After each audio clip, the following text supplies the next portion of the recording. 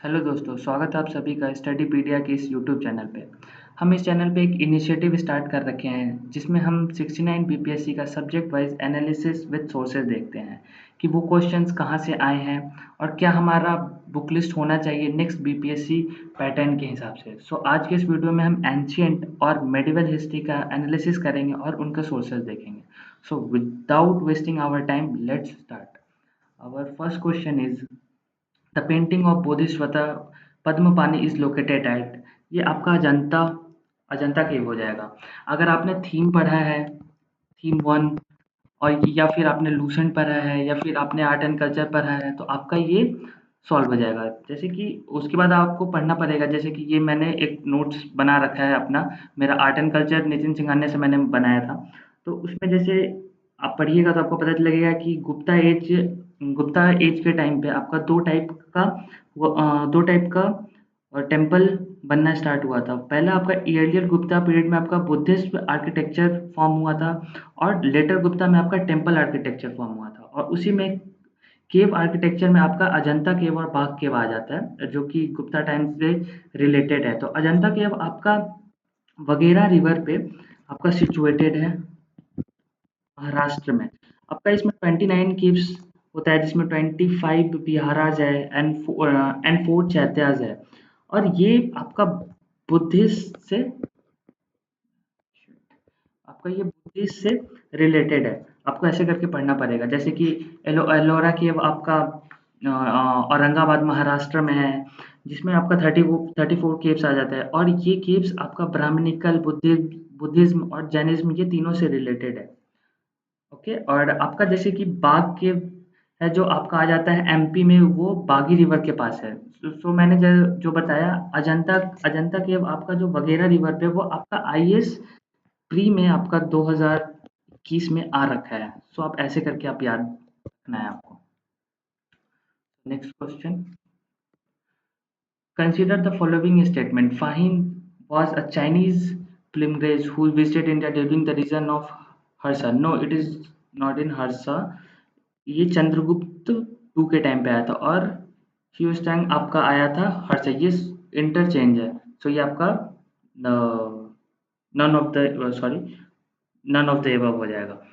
आपका ये क्वेश्चन आपका लूसेंट, थीम्स या बिहार स्पेशल की किसी भी बुक से आपका सॉल्व हो जाएगा। ये आप देखिए, मैंने केबीसी नैनो का अरिहंत का मैंने कटिंग लगा रखा है। सो आपका फाहिन आपका आया था 405 टू 411 एडी में। ये आपका चंद्रगुप्त टू के टाइम पे आए थे, और आपका ह्यूस्टैंग आपका 630 टू 645 के बीच में आपका आए थे, और ये आपका हर्षवर्धना के टाइम पे आए थे, और ये पढ़े थे नालंदा यूनिवर्सिटी में जाके ये स्टडी भी किए थे कुछ दिन के लिए। ये आपका क्वेश्चन 46 बीपीएससी में भी आ रखा है। सो आपको ये वाला पोर्शन अच्छे से करना होगा। सो नेक्स्ट क्वेश्चन, मैच इनको मैच करना है।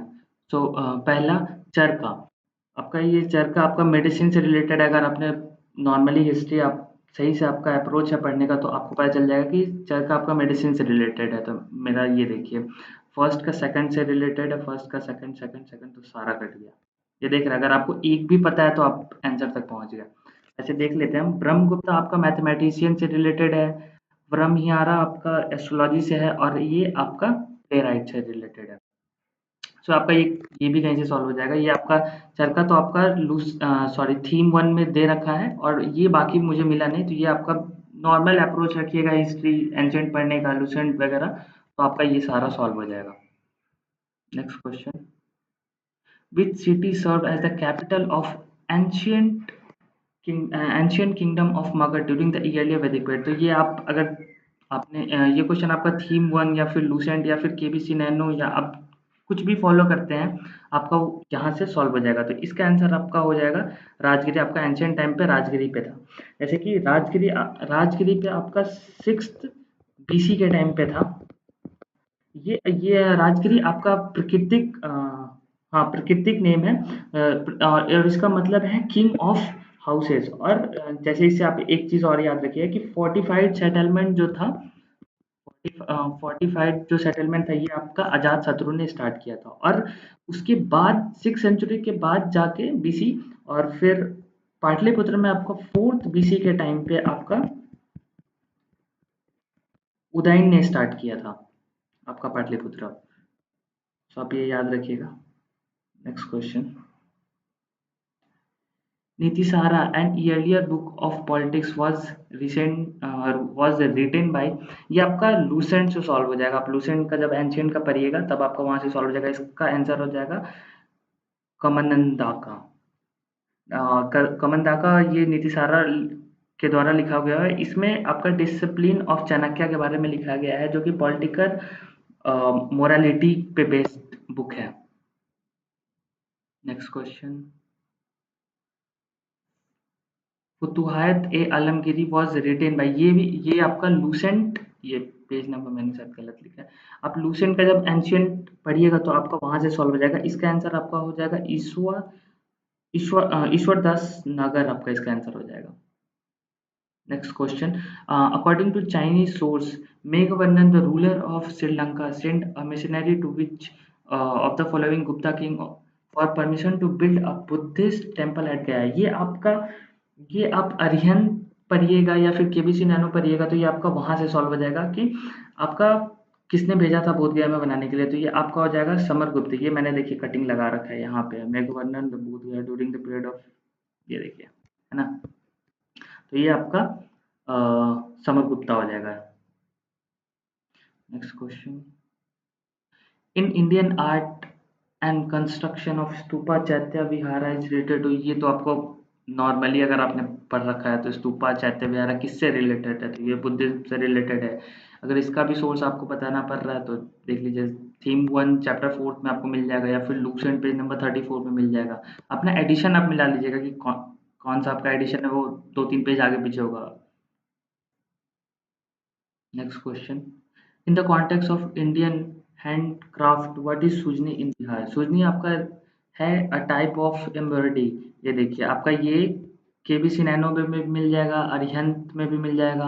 आपका आपने जो भी सोर्स फॉलो कर रखा है बिहार स्पेशल के लिए, आप वहाँ पे क्राफ्ट वाले में जाके देखिएगा तो आपको मिल जाएगा।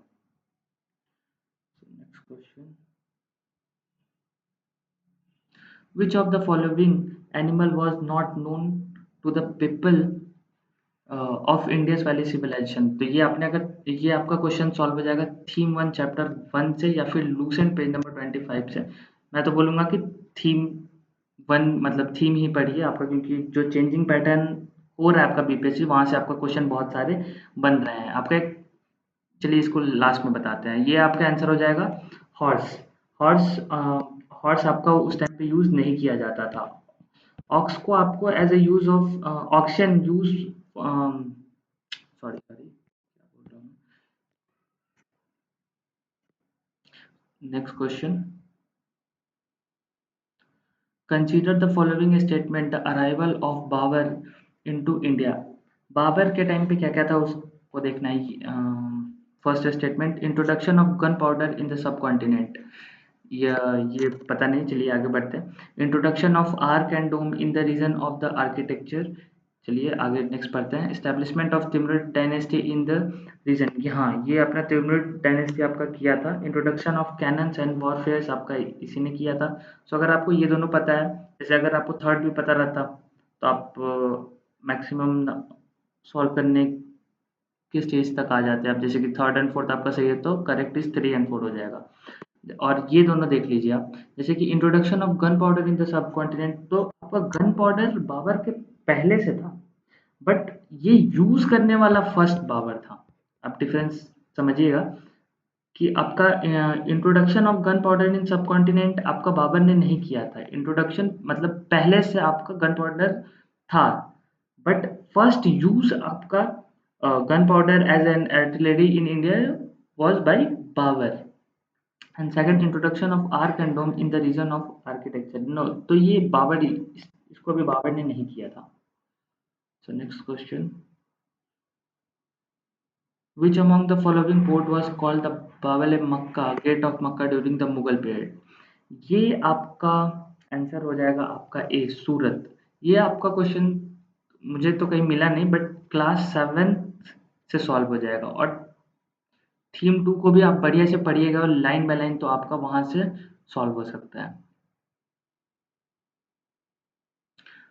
Next question, Ashtapradhan was a council of minister. तो ये तो सबको पता है कि ये मराठा एडमिनिस्ट्रेशन से रिलेटेड है, ये बहुत बार पीवाईक्यू आया है। वैसे आपको ये ल्यूसेंट से भी सॉल्व हो जाएगा।